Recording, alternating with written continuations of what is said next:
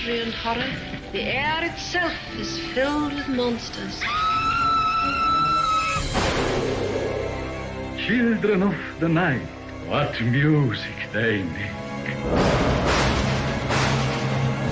He's alive! He's alive! Hello, it's me, Dan. That's my posh voice. I have today with me the very, very wonderful neurospicy goblin and friend of the podcast, host of Horror Hyperfixations and all things horror aficionado, Sam Munster. Hello. Yay! Also, possibly in the background, you may hear the odd interjection from our AVT, self-described audiovisual tit, Chris. He has been friend of the podcast and largely my saviour and over the last couple of weeks, because he knows technical, Dan does not. So Chris may come in and out, but he's definitely here too. So everybody say hi, Chris. He can hear you. Hi, Chris. So we are here today to talk about another film that Sammy will not touch with a barge pole. So I'm getting it out of the way now, which is The Fly, 1986, David Cronenberg. Yeah, what can you really say about this film? Other than, really? Yeah, it's a masterpiece. You can say that. Correct. But yeah, ultimately, I think is the general consensus from about halfway through. This film has only run time for about 92, 94 minutes. So it's not a long film. And that's something I did notice when I was watching it. It felt like you'd started it and it had finished really, really quickly. And this definitely wasn't the first time I've seen it. I've seen it a lot. But it's certain little things that from watching it again, I'd forgotten. I'd either mentally blocked them because they disturbed me so much, or it's just been so much time between the two watchings. But what I'll do is I will get a quick disclaimer done and then we can just jump into talking about it. And the disclaimer is my little one because Sammy does it so well, I'm not going to butcher hers. So we can all agree to disagree in horror. So we don't be a dick. And that's it. That's where we're going with that one. Don't be a dick. Don't be a dick. No. That life is too short to waste it on being a dick. So when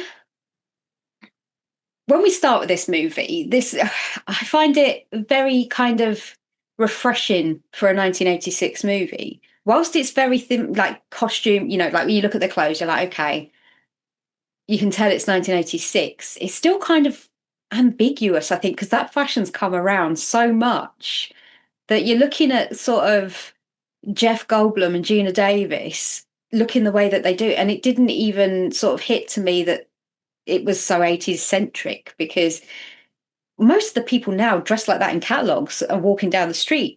I saw a teenager coming out of school today, and I noticed him because I was like, dude, you look cool. I stopped at the crossing for him to cross, and he had a full-on 80s mullet. It was very Seth Brundle, and a little mustache. And I was like, my guy, you must be about 15 and you've got a mullet and a mustache. Good work. Good work. But yeah, it could be. They look like modern day hipsters. It could be any time. It never occurred to me until yesterday how much that Mr. Bean had inspired or Jeff had taken inspiration from Mr. Bean's costume. I didn't realise the likely, and when she said, oh, do you ever get changed? And he's like, yeah, I wear a new set of clothes every day. And then she goes to his wardrobe, exactly the same coat, trousers, everything is hung up regimented in his wardrobe. And I was the shoes was a bit much. I don't think he needed 5 pairs of shoes. Correct. But I do appreciate the organisation because my OCD had such a wonderful time looking at that. It was so visually pleasing to me. And I was just like, oh, I can get behind that. Whilst I know variety is the spice of life, I also do appreciate the fact that he'd organised all the suit jackets together, all the trousers together. My brain was like, this makes me happy. Yeah, I mean, sort of talking about my weird brain.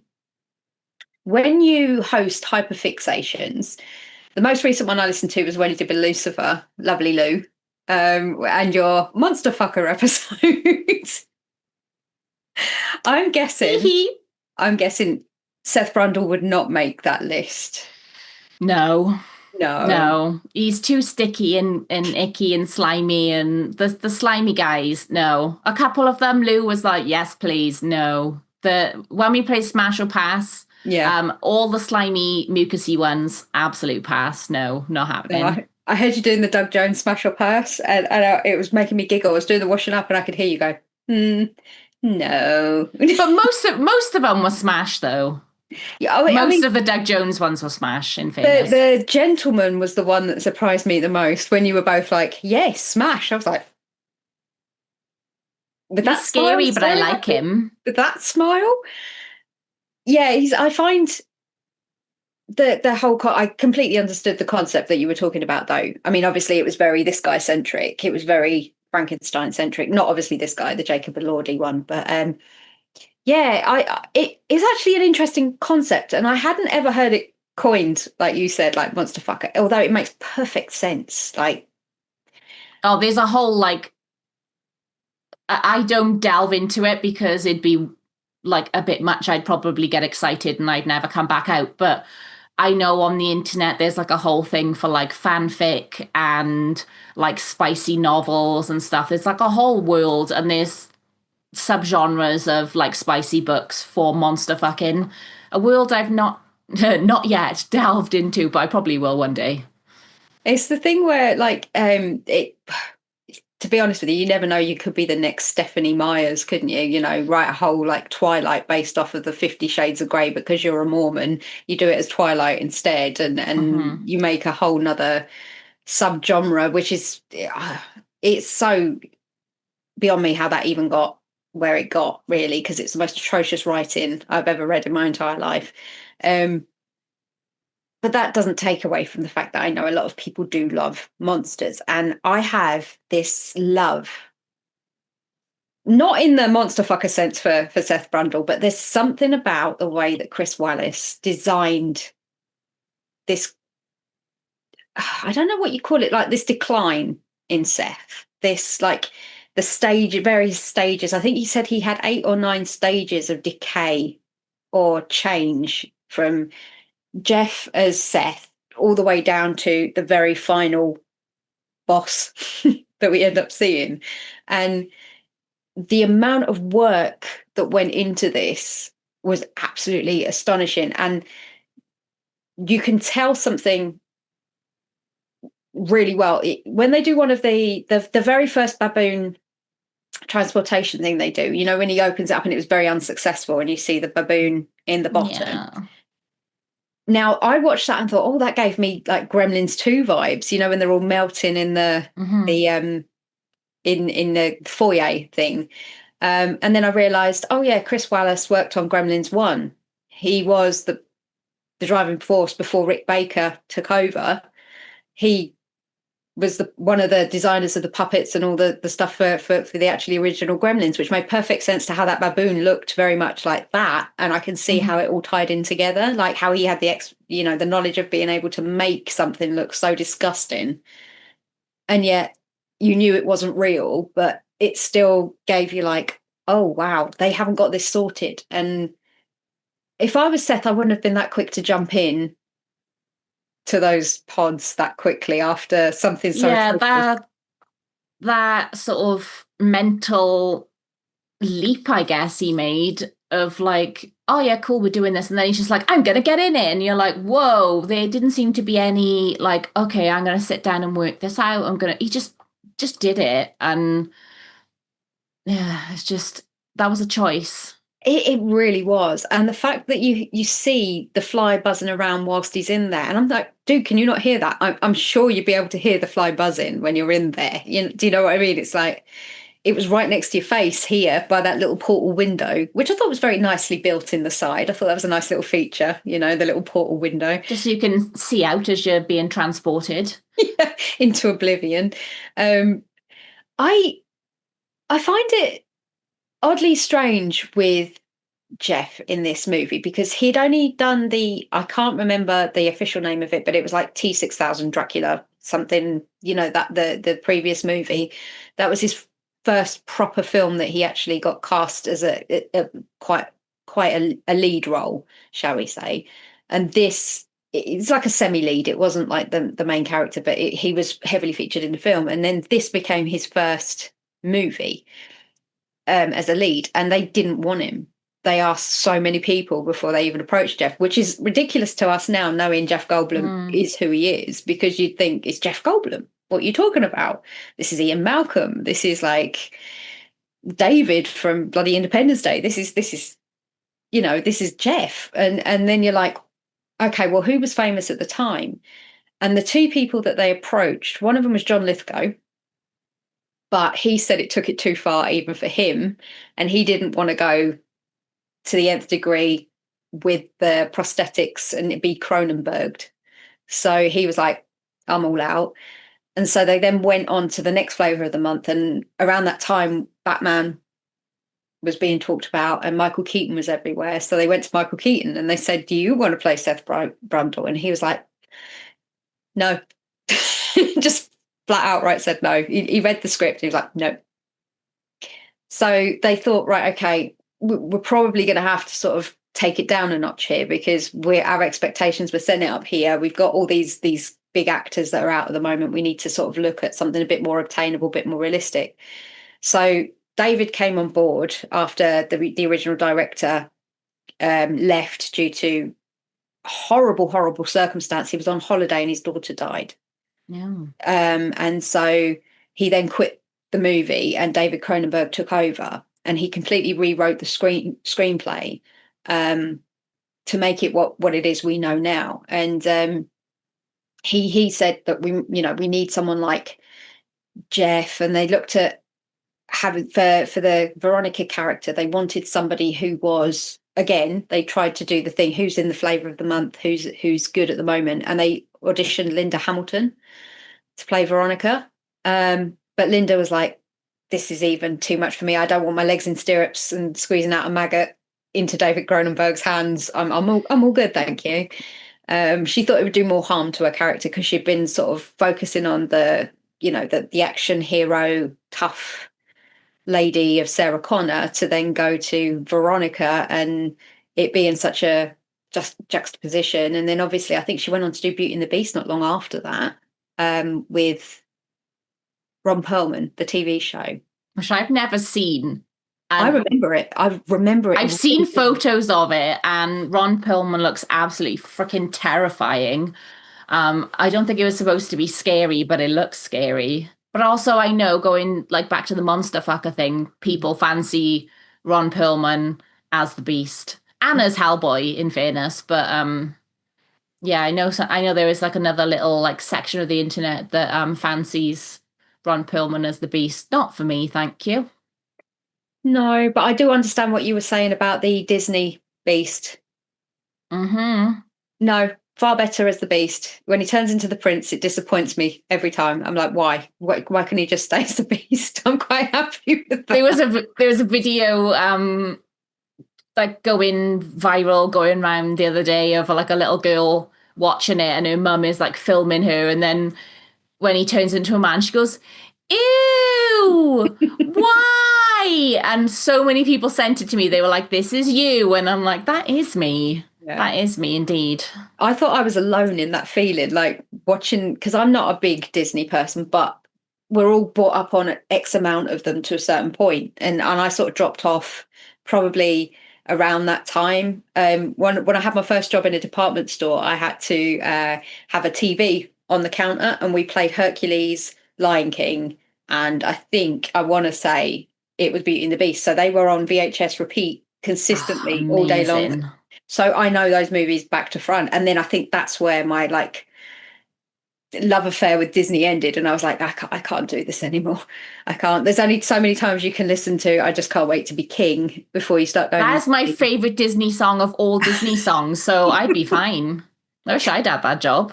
But yeah, it's just, and it was in the height of Beanie Baby craze as well that I used to work in there. So because I'm old. So yeah, it was just one of those things where I think that's why I never got into Beanie Babies, and I stopped my Disney journey right there. But yeah, I always thought I was the person that was really strange because I did not like the human prince. I always liked the Beast, and I was just like, he just has kind face. He has got a nice face. It's exactly the same as me and Quasimodo. Like, he's nice. He's nice to birds, and he sings and has got a nice voice. Well, like, compared to the other characters, he's definitely the best choice in the whole film, to be honest, unless you're going gargoyle. Oh, who did the voice of the gargoyles? I can't remember who it was now. Do you know what? We actually did an episode about the Hunchback of Notre Dame, going way, way back, me and Sammy. And I did watch the cartoon as well as watching the original movie, the Lon Chaney one. And they're not that different. They're not that. They changed, obviously, in the Disney one, they changed little bits. But as a whole, it was pretty similar, which was kind of shocking, really, because I don't know, for a Disney film, I think it's quite heavy. Like, if you understand the tones of the film, it's definitely quite heavy. Yeah, I've never seen the Lon Chaney film. It's a silent movie, so it's different and it works. And Lon Chaney did an amazing job with the egg whites in the eyes and all that sort of the eggshells. Oh, I've seen stills of it, and it's horrible. Blech. But yeah, that leads me on to the fact that because he was such a pioneer in prosthetics, it then made a lot of people more excited about trying stuff. So when you had Chris Wallace on this film, he ended up getting an Academy Award for this film. And Cronenberg kept saying to him, push it, I want it further. I want you to take it further and further and further. So when they had the scene where, and this was, I hadn't forgot this scene because this is the scene they show mostly when they talk about this movie, when Jeff is holding the wrestling. donut. Oh, not the one I thought you were going to say. Okay. No, this is the one where he's holding the donut and he on the donut. And every time I forget it's coming. I know it's coming at some point, but I always forget it's that bit. And it's just like, oh, they mixed up milk, honey, and eggs to make that consistency. I didn't need to know that. Yeah. So Jeff had that in his mouth. And it's the milk and honey, I can understand that. That kind of consistency I get. But the eggs, it's like, how did he look so relaxed and have that in his mouth? And it's like that bit as well towards the end where he's fighting with Stathis, and he's I don't know whether it's the acidity has like gone up a notch because he's further along in the transition. So he's like, there's more enzymes in that, and his little leggy melts. It's the way he just taps his shoe like that at the end, and it's like it just pops off, and I'm like, wow, you were playing with your food there, weren't you? You know, Chris Wallace said the one thing that he found really hard was he had to keep bringing Rick Baker, and he was like to Rick, he's like, right, he's asked me to do this, this and this. He's like, I don't want your opinion, I just need you to listen to me sound off so I can get it out. He said, because nobody else can understand how to put what David is describing into place, because he's not going in saying, David Cronenberg wasn't saying to Chris, you know, oh, he needs bigger red horns, or he needs more padding to look a bit more disfigured, or, you know, he needs more of the hairy chin or something. He was saying he needs to look more depressed. I need him to look melancholy. I need him to have like a way about his walk that is going to be awkward, you know, and they're all physicality things or emotional things that David wasn't sure that Jeff could pull through the makeup. So Chris then had to look at it and go, right, okay, so I have to scale down some of the makeup in some of the places so he can still emote. I also have to make it really awkward for him to walk properly so that Jeff can get the physicality there. But then that can only be shown when he's standing upright. When he's crawling across the ceiling, and they had the whole tumbler room, like they did in Nightmare on Elm Street with Johnny Depp scene. The tumbler room was absolutely insane, because you can watch behind the scenes on YouTube. There's quite a few little behind the scenes videos on how they did this whole scene where you see Jeff climbing up the ceiling, climbing down the wall, and it's so well done. And it's so rudimentary. Like, it makes perfect sense. You do use a room that just spins around, but your brain just is so used to the idea of CGI, you just associate it with being something so stupid. And I get annoyed with myself that I find myself thinking, oh, hey, there's nothing to it, you know. And it's like, actually, that was a huge undertaking. You know, you needed all these people to turn this massive thing to make sure it went well, and you didn't fall off, and you need to make sure the angles were right. You haven't got 15 cameras. You're working on film, so you can only do X amount of shots. You've not got digital film. You know, you're not having like the whole Avatar setup where they've got it set out in mapped, you know, they're seeing everything in real time, even though it's being filmed in mocap. And it's such an awe-inspiring thing for me to always try and remember that the amount of effort and work that goes into not only the costumes and the directing, it's the set. And I always forget that the sets are such a huge part of a movie. Like Seth's Place, you watch it go from this cool work kind of like warehouse with all the computer in it, and then it turns into this absolutely vile, disgusting like trash heap of a house, and you just watch it decline. And it's like there's people out there that were putting a crisp packet in exactly the same position from the photos from the night before to make sure that looked continuity, you know, it was continuity. And I always forget about those people, and I just think that sometimes those people do need a hell of a shout out, because would you want to put a crisp packet in the same place for every single film? If it accidentally got a bit blown away, then you'd have to go back and check where it was and put it back just before the shot. But you say that, but I often think like, if I go and work in film, what could I work in? And I would friggin' love to do like continuity and script supervising. Because I'm the person who's been on set who goes, there's a thing over there that wasn't there before, or there's a thing there that's going to ruin the whole setup. So I'd be good at it. I'd really enjoy it. That's where your observations, you know, your extra heightened, shall we call it, your super special super skills can be super special was right. Don't know about the skills, but the super special bit was right. But yeah, I just notice everything. So yeah, I'd be good at it, but also I'd get distracted and then I'd forget that I was supposed to be like moving that crisp bag. So I'd end up ruining everything. So I think the weirdest thing about this film is that it was a short story that got it was written and then sent into Playboy, and it was printed in Playboy magazine, The Fly. And then I want to say a year or 2 years later, that's when they made the original with Vincent Price. Which I need to see. Yeah. I haven't seen it. I haven't seen it. I was aware of it. I've been aware of it, but I've not seen it. And then through doing a lot of this research for this episode, I've got to see a lot of the quick clips from it. And oh my God, it's fantastical. More so, you know, like how you have Invasion of the Body Snatchers and you have like The Blob, and it's all very much that 50s kind of monster feel. That's what that's like. It's like very 50s B movie. Yeah, it's literally a fly head on a human body. And when Cronenberg was looking into it, he's like, whilst I appreciate this and I love this, I'm going to go my way with it. And then obviously he took it to the Cronenbergian universe and just went 11. And I am grateful for that. Even Jeff Goldblum was like, I don't want to disrespect Vincent Price. And he wrote him a letter basically saying, I love the original.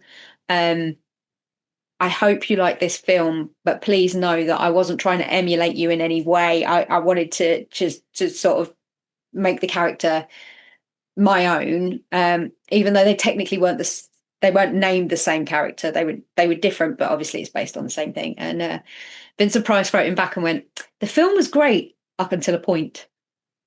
And that was all he said. So like Jeff was like, I'll take a win. He said, I'll take that as a win. And so I thought that was kind of a nice story. But yeah, I couldn't imagine just writing a letter to Vincent Price and him writing you back. I can. I can imagine him being my little pen pal and having a wholesome exchange of sharing like cooking recipes and things and being like, dear Vincent, today I made this in my dishwasher. It was lovely. What did you make? And just having a little pen pal conversation with him, I can imagine being lovely. Well, you've got that. You could do cooking with Vincent and death metal with Christopher Lee. So, you know. Oh, the two greatest pen pals that would ever exist. Actually, you're probably right there. They would have been, should I say? But the one question that I really kind of came away from this film watching, as much as everybody focuses on like Seth's descent into the change and the allegories that they use towards it for illness and death and transitioning, and however you choose to read into the story to make it fit the narrative you wish. I think there was a whole underlining story that gets kind of pushed away or not really recognized in this. And I think it's, I want to call him Stathis. It is Stathis, isn't it? I'm trying to read it from far away and I can't see. He kind of has this weird kind of redemption arc that goes on. Like, you hate him. At the beginning, he's an arsehole. He treats her atrociously, lets himself in her house. He's a bit weird. Like, she's starting to see Seth and he's like, I don't like it. And she's like, tough titties, see you later, get out of my house. And then he's the guy that comes to bat for her when she's at her worst. He's there for her. He takes her to the clinic to get her checked out. He's there for her. He then ends up getting the gun and going to help her deliver the news to Seth, but she chickens out. And he's there for her at the end when he's like gonna deal with Seth, and he ends up the one with no leg and no hand at that point. But he kind of goes through this redemption arc that, because the subject matter is so visceral and you get to see it so happen, you sort of forget that there's this other whole storyline that Stathis is going through himself. And I just think he's like, whilst he's not a good person, and I'm not saying for 1 minute he's like a great guy, I do think he gets kind of like redeemed towards the end, would you say? See, no, I don't get that at all. Because he is set up so well as a disgusting little scumbag at the beginning, I don't believe that any of his motivations at any point of the film are pure. Yes, he is doing all these good things for her to help her, but it is completely self-serving. And the only way I've ever read it is that he is doing it to worm his way back in and to do whatever he can to then be like, look, I saved you. I'm that guy. We've seen him try and exert control over her in the beginning, like you said, with like, I don't like this and I don't like that. And he's very quietly manipulative. He gaslights her a lot. And actually, I feel like everything he does isn't to save her because he loves her more than anything in the world, is because he needs to get her back. And he's trying to continue exerting that control over her. And actually, it's not because he's a nice guy, it's because he needs to be the winner. That's the way I read it. Yeah, no, I do get that. I think, yeah, I mean, this is the weird thing about this film, because there's typically 3 characters in the whole thing, if you're not including the baboon, which I don't know how. Or the fly. How did they not get their faces ripped off? Because he's a nice boy. Well, according to the stuff that I read, he was not. That baboon only liked Jeff and the handler, hated everybody else. And they were that's quite convenient then. That's why he kept, when Jeff was like, the baboon would jump into Jeff's arms and give him a cuddle and put his arms around his neck and everything. He liked Jeff. And yeah, like you say, that is really, really convenient, but he hated the women on set. So whenever there was a scene with the baboon that wasn't Geena Davis, all the other women would have to be taken off of set because they were so worried he would attack any of the women. So like, he was apparently a nightmare. So I just think it was a choice for a baboon, which are notoriously, yeah. Do you know vicious. why it was a choice of being a baboon? Because, like you said, they are vicious, nasty, scary. And like I say this with the greatest of love as a big animal lover, they're scary. Baboons are scary. Like, that is a choice to pick a baboon when you could pick like, oh, we could have like a little chimp, or like, oh, we could have a little capuchin monkey, or, a nice little monkey or an ape rather than a fucking scary baboon. But he looks very polite in the film, sat there in his little chair, just like when he's just saying like, oh, sorry about your brother. And he's just like, okay, I'll just sit here and await my fate then. Yeah. And I'm like, what a polite little baboon. What a nice little guy. His name was Typhoon. Typhoon the baboon. Oh, his real name? Yeah, his real name was Typhoon. See, you're asking for trouble. If you call an animal something like Typhoon or Loki, for example, you're asking for trouble. They're going to be a pain in the bum. The thing about the baboon, the choice of the baboon from what I've seen, I don't, again, everything I say, I try and check out as much as I can, but sometimes there's only like one source for something I say. So I'm not always taking it as read, but I'm just reporting what I've read. And on that front, David Cronenberg liked the look of the baboon more than he liked the chimp. He said the chimp looked too small, would look too small in the pod, and he wanted something that was a bit more, had a bit more presence than a chimp. Gravitas. Yeah, and I think the thing with the baboon is they do have that presence, but for me, it's like an intimidating presence. Like a really, they make me feel kind of uncomfortable because you know what they're capable of. I mean, with chimps, you kind of can forget they'll rip your face off. We've all, for those of you that have seen Nope, you'll know what I mean, or you know any of the stories about what that scene was based upon in real life. You know, chimps are not pets. They are not. They are very violent. But again, you forget because they've got lovely little faces, and you know, you just go, oh, it's a chimp, isn't it? But with baboons, we've had years of watching them on the telly with tea parties and riding bikes, wearing a dress, and you're like, oh, look at him.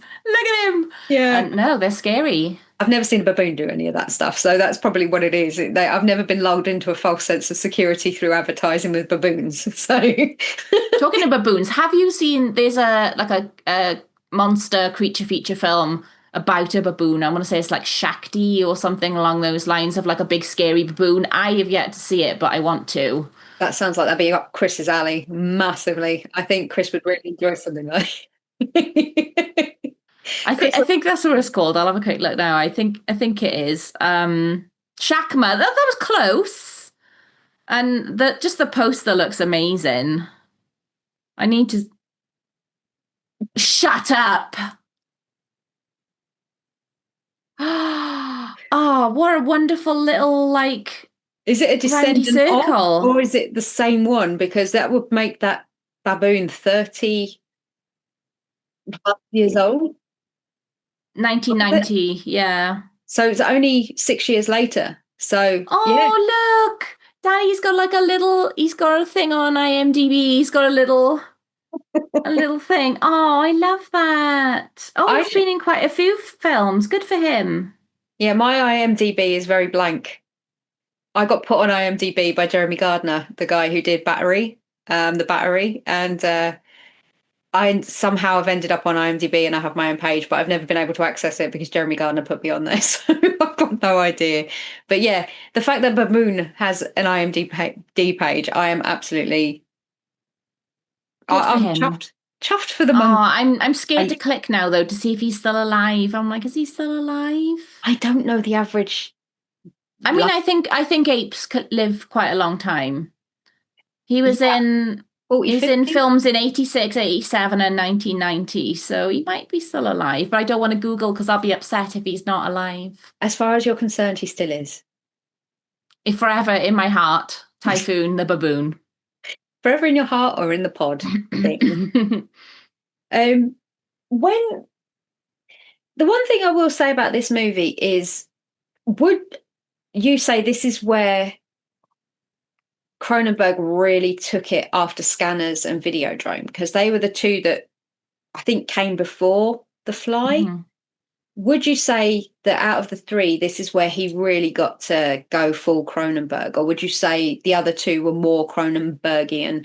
I know I'm using his surname as a term, but it is a term now, isn't it? Yeah, same as we have Lynchian, Cronenbergian.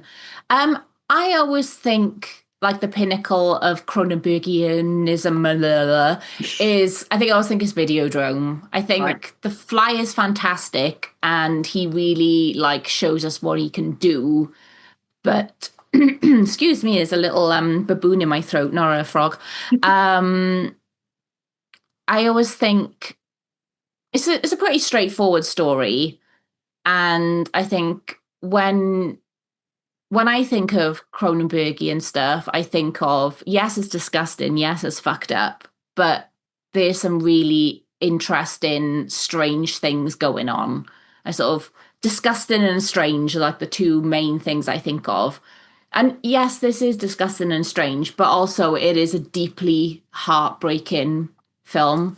I only saw this for the second time this week. Coincidentally, I on a podcast that's actually come out today as we are recording, I talked about The Fly with Zara, and how I'd watched it once and found it so upsetting that I didn't know if I could ever watch it again. And then you were like, do you want to do The Fly? I was like, yeah, go on then. And then I apologized when I found that out. It is a masterpiece. It is incredible. And it's one of those films you can watch once and go, 5 stars, no notes, excellent, well done. But also it is deeply upsetting. I mean, it doesn't make me cry. Like, I know lots of people who can't watch this film without crying. But I also went, I don't know if I'm going to watch that again, because that was so... You fall so in love with Seth Brundle, and you fall in love with what's-her-face. See, like I said, don't remember anyone's names. Vanessa, did you say it was? Veronica Queef. Veronica, yeah. Close enough. Begin with V. And just seeing their love story, as well as his drive and his ambition, and how quickly he goes into that pod after the baboon. He's just so driven, and he's working on the success. And we know from the sort of bits that go on in the background that he's been working on this project for a very long time. But what we see in the film, it goes so quickly.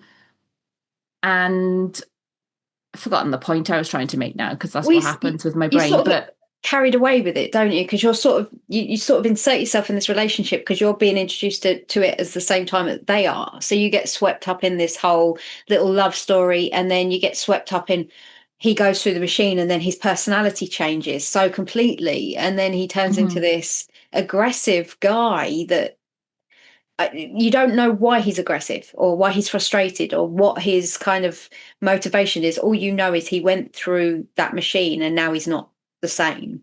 I mean, obviously we know that the fly was in there, but at this point he doesn't.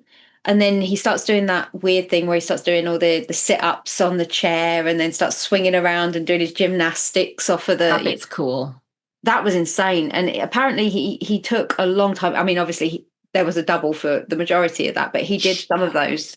He did some of the stuff because he'd been training for such a long time, because he wanted to get the physicality right. So he put his body through quite a lot, and people don't necessarily know, but he is 6'4", Jeff.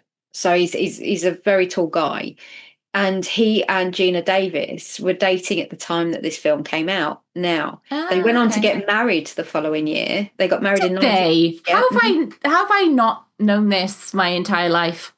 This film is as old as I am. They were dating in 84, 85, because they met on the Dracula movie. And then by 86, they were in a full-blown relationship. 87, they got married, and they got divorced in 91. So they were together a fair while for a Hollywood couple at that point that had both shot to stardom within that very small period, because Beetlejuice for Geena, God knows what else Geena had been in at that point. Off the top of my head, I can't remember. But they were both going through their initial burst into fame, so I think they both then just went their own ways after that. But yeah, they there was this whole section where some of the guys on set were saying that Seth Brundle's jealousy was based on Jeff being removed off of set quite a few times, because he didn't like Geena and John, the guy who played Stathis. He didn't like the dynamics, and Jeff would get quite angry and quite vocal about how he felt about it, which today sounds really, really gross. But apparently when I've seen interviews done with Jeff and read through the interviews, he was saying that he on occasion has been known to do method acting in some of his roles. So he was saying, like, he was using the Stanislavskian method of being very much in what he was doing. I love Jeff.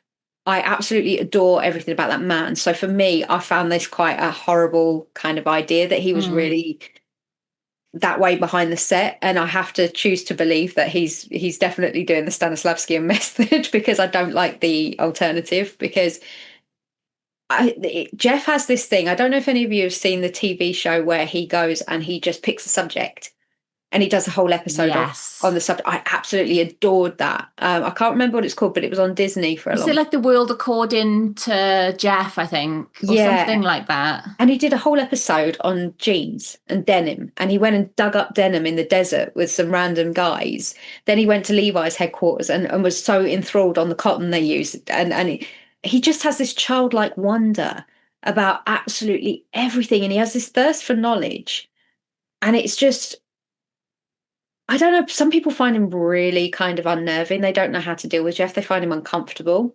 But I can see why people think that. But I just have this kind of affinity with his like awkwardness and his like, I don't know, the thirst for knowledge, the need to know things that are not necessarily something you need to know in your day-to-day life, like the cotton thread count in a pair of Levi jeans and how they make ice cream, and just he has a childlike wonder about music as well. He's so passionate about piano playing because he plays the piano in this as well. And most people will know he has his own sort of big band type setup, and I know he's touring the UK this year actually with I want to go. I love big band music. I used to play in a big band. I used to play bass and sax in a big band. I was brought up, my granddad was the one of the like, I don't know what you call them, custodians or chief head people of the Glenn Miller fan club. So wow. I love a bit of Glenn Miller. I was brought up on Moonlight Serenade and like, just all the big like Count Basie stuff. And then Brassed Off came out, that movie with Pete Postlethwaite and Ewan McGregor in it. And it sort of brought big bands and brass bands and stuff back into the back into the modern times. And I just have an affinity with all that kind of stuff. I love watching orchestras. I just love music as a whole. But I think that what we need more of in movies, which is me going slightly on a tangent here, is us tangents never. This is what happens. Welcome. If this is your first time, good luck.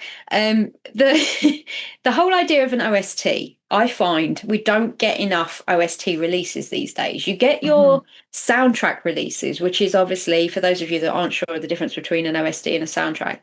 A soundtrack is your big songs, so like your Blink 182 theme that someone wrote, or you get like your James Bond theme that's sung by Madonna or whoever this week. That's your soundtrack, your big bangers that hit after hit after hit.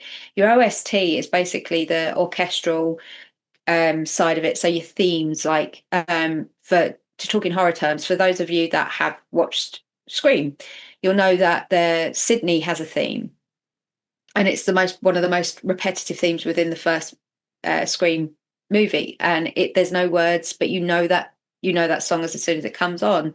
Then you have like, there's always like a thematic for each character. They have a theme within their orchestral background, whether you hear it or not, it's there. And I do think that people that do OSTs don't get enough credit compared to the soundtracks. And scoring a movie must be a ruddy nightmare. I can't even begin to think about, you're not only scoring the possibility of 40 instruments minimum, you've got your wind, you've got your brass, you've got your percussion, you've got all of that. Then you've got to write possibly around, give or take, 20, 30 songs for them to choose from, which they might only use like 5 or 6, but they'll repeat the themes throughout the thing. And I love the idea of that. And they were going to implement more of the OST in this film, but the bigwigs at 20th Century Fox were like, do you know what? We'll get Brian Ferry to write a song for this one. And there's a song in the middle which sounded so much like Slave to Love by Brian Ferry, Roxy Music. I was like, I recognise this song, but I didn't even twig it was Brian Ferry, but it made so much sense when I was reading it. I was like, oh yeah, okay, that was Brian Ferry, so it did sound like it. And the one thing that was really, really surprising to me about this film, put all the special effects, the Oscar win, the Cronenbergian stuff, the Jeffers and the Geena Davis. This movie was produced by none other than Mel Brooks. Was it?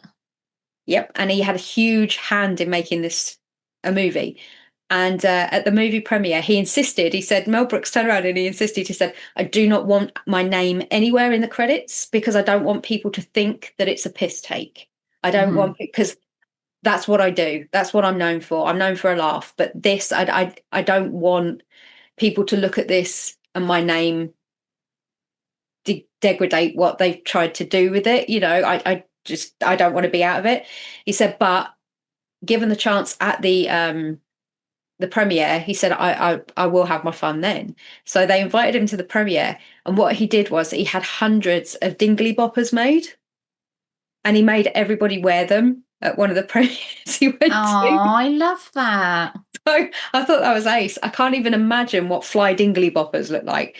And I don't know what you guys call them, but that's what they've always been called to me. It's the headband. We call them deely boppers. Yeah, the headband in my family, and the thingies on the end or whatever. But I don't know why, I've just got this vision of entire cinema sat there with them on, and they're all moving.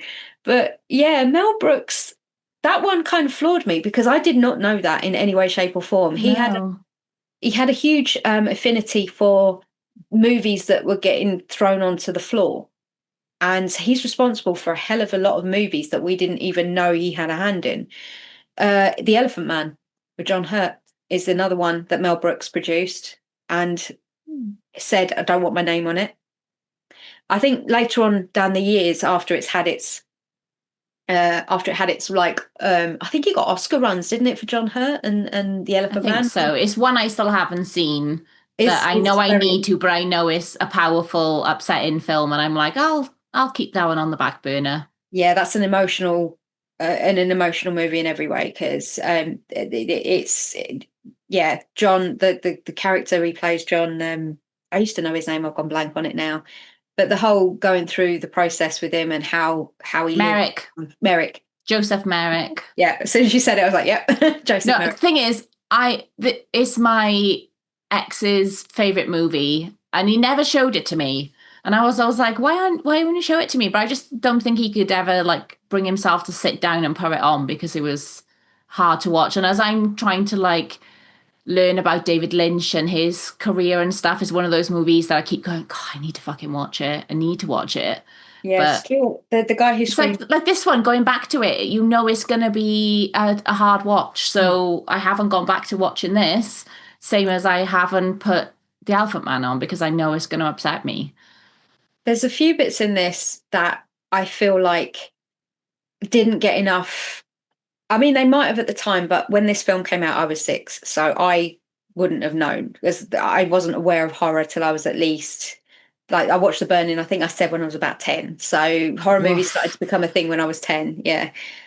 So that was my first ever horror movie, The Burning. Was it? I didn't know that. Yeah. But that's one of the few movies that when I watch now, I still go, oh, like there's not much that I get like a visceral response from, but The Burning is one of them.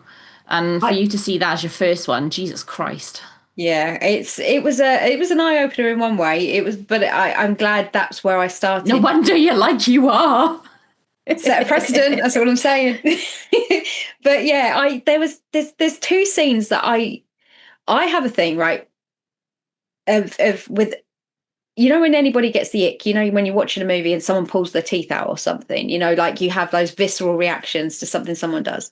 With me, it's fingernails. It makes me go physically cold, and I can feel myself getting clammy and just really kind of like I sort of shrink. Yeah. And there's that scene where he realizes, and I am one of these people that firmly believe, look, if it's wibbling and wobbling, don't touch it, wrap it up, and especially don't go pulling the rest off. What are you thinking? What in God? And then start squeezing it. And I'm like, what are you doing? Why? One's enough. You don't have to do your whole hand. Come on now, Seth. But I understand the need for it in the film, because it's supposed to make you feel uncomfortable. It's supposed to show you the change and the metamorphosis between him and the fly. And I get the purpose of it, but oh God, that was a lot for me. And I'm not a pillow person, but that was one of those sort of between the fingers moments for me. Mm-hmm. the bit I also feel that was really too quick and we needed more time with it was what he classed as the Brundle Museum. Yeah. Because I'm 99% sure he had a penis. Yeah, his dick is in a jar. I remember the first time I watched it, pausing it, going, oh yeah, his dick's in a jar. Okay, cool. Because it sort of pans across the things so quickly, because he just shoves his teeth in the cupboard, doesn't he? And it's like, I would have liked, and I know this is me and my morbid curiosity, because... Yeah, I want to see the Brundle Museum. She's like, no, thank you. And I'd be like, show me the stuff in the jars. Yeah. He's so proud of it, though. That's the thing. It's the way he's like so proud and he wants to show her. He's like, oh, you know, I can show you. And he's like, because this is all he's had going on, really, isn't it? You know, bit appendages dropping off and, you know, his body changing. And he's into that point now where he's going through the change to such a degree that he can't separate the excitement of the science from the reality of the situation, I think.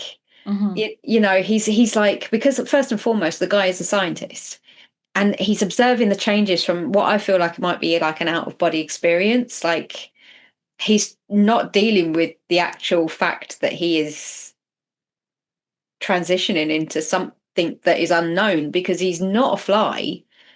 He's an amalgamation of a fly and a human. He's a mashup. He is a gene spliced abomination, so to speak, because this thing should never exist. And then when he sits and decides that he wants to make all three of them one, I'm like, oh my God, the God complex is fully set in at this point.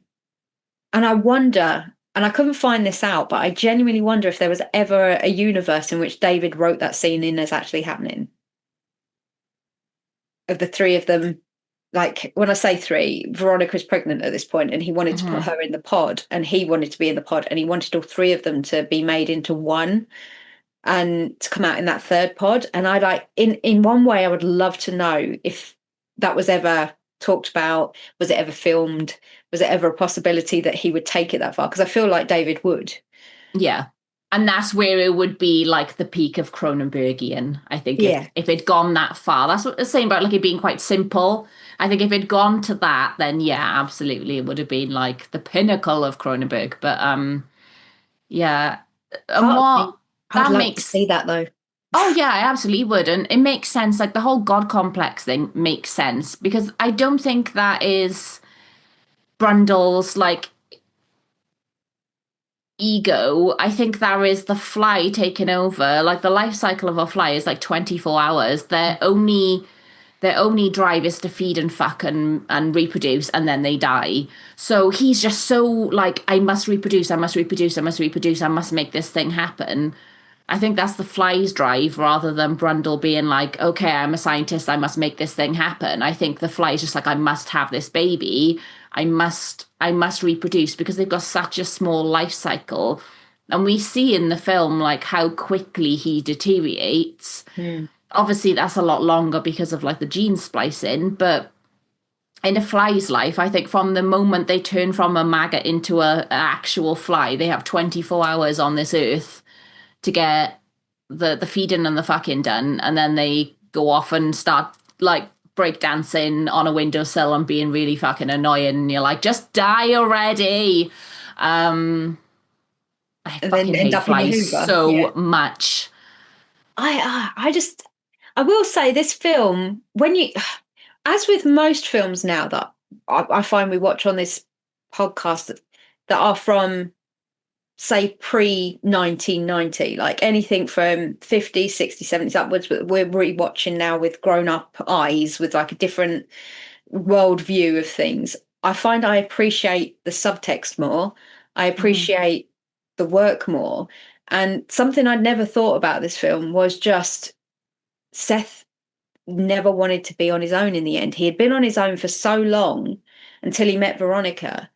And she said to him when they're at that meeting thing, like that whiny diny thing at the very beginning, she's like, you don't talk to people often, do you? You know, and you're like, as someone who is socially awkward, I'm like, that tracks. You know, you can tell he just blurts out words and just hopes, you know, he was just hoping for a conversation, and he wasn't aware of that she was a journalist, and he wasn't aware that she was going to record the whole thing or want to report it. But he was just so excited that someone was engaged with him that he invited her back and didn't really think through anything more than that. And it's this whole innocence that he has at the beginning from being so alone. And then when he has company and he has someone that surely like shows she loves him, he then takes the leap because he has the confidence to put himself in the machine, and then he becomes this whole other person in that time. Literally.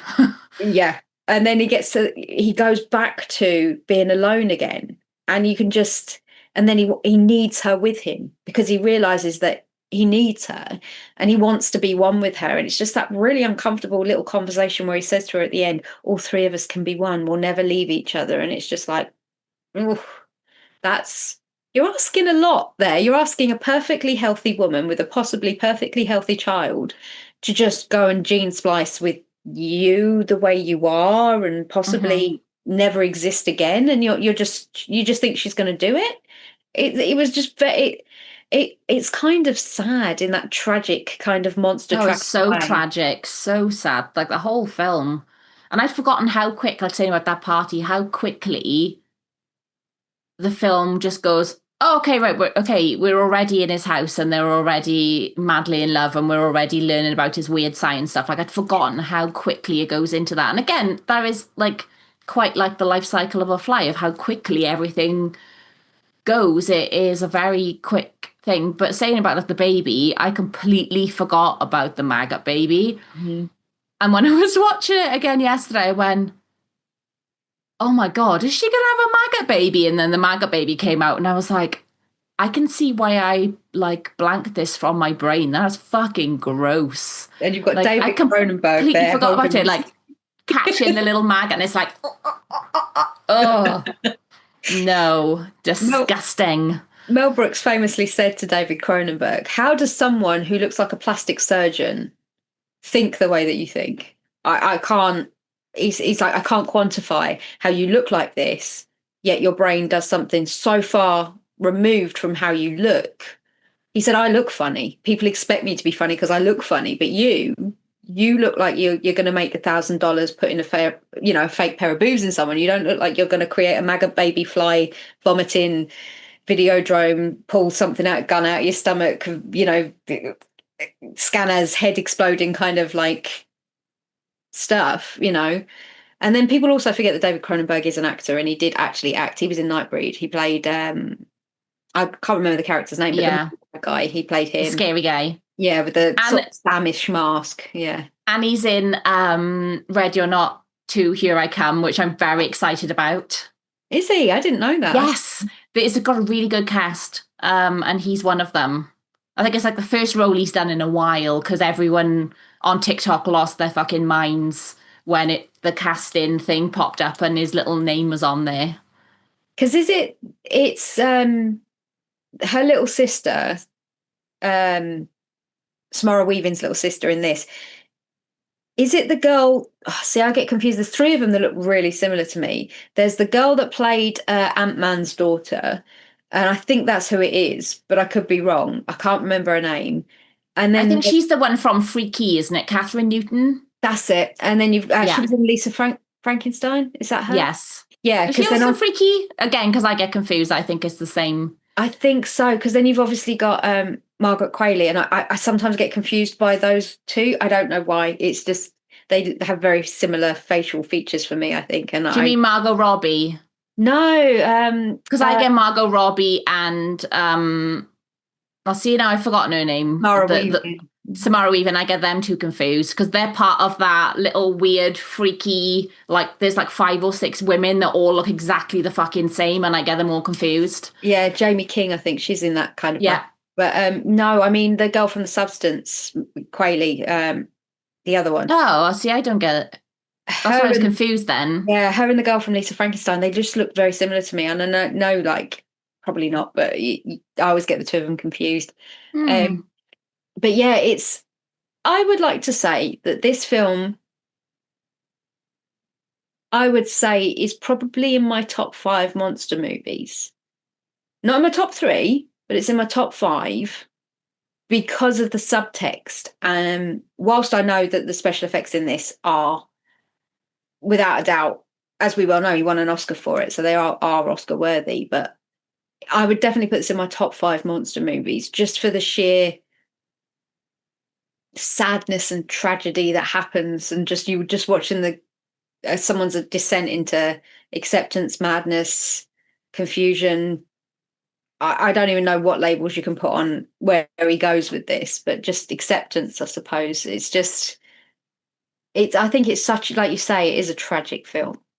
It's so sad. Like, I want to watch it again now I've watched it again, because I'm like, oh, I do. It is, and you hear it talked about with such reverence in sci-fi circles, horror circles, sci-fi horror circles. And, you know, no matter which little circle you're in, this film gets brought up, whether you're talking about special effects, whether you're talking about performances, talking about just Cronenberg or upsetting horror movies. You know, it pops up in all these conversations and everybody loves it. Mm. And I need to delve into it a bit more, because I see it on all these shows where it pops up, people talking about it. And coincidentally, like I said, it talked about it on a podcast recently. And then I was listening to, as you know, I go back to the beginning of podcasts and like binge them. So I'm listening to podcasts at the moment, and an episode on The Fly's just come up. So The Fly seems to be like popping up everywhere again at the moment. And like this year? Yeah, this year will be the 40th anniversary, won't it? So we'll probably see a lot more of The Fly, like, in conversation, I think. And I'm looking forward to that. I'm looking forward to a really nice release. Somebody's going to do a really nice 40th anniversary release with a load of like special features and stuff on it. I need that to like sit down and dig into it. Yeah, I think that would be something that I don't even know if it must have had a 4K release, but the problem with me is I'm not a steelbook collector or a 4K, I'm not a physical Blu-ray media person, because I used to have that. And when I say this is not me exaggerating. I had thousands of VHS, and I had to start changing it all to DVD. And I was just like, oh, this is a transition. This is costing me money. So then I had all the DVDs, and then I had all the CDs of the OST and the soundtrack, and I had them on vinyl. And then it just got to a point where do you store all this stuff? Get a bigger house. It became so unmanageable. So I had to get rid of the majority of my VHS collection, which now I regret deeply.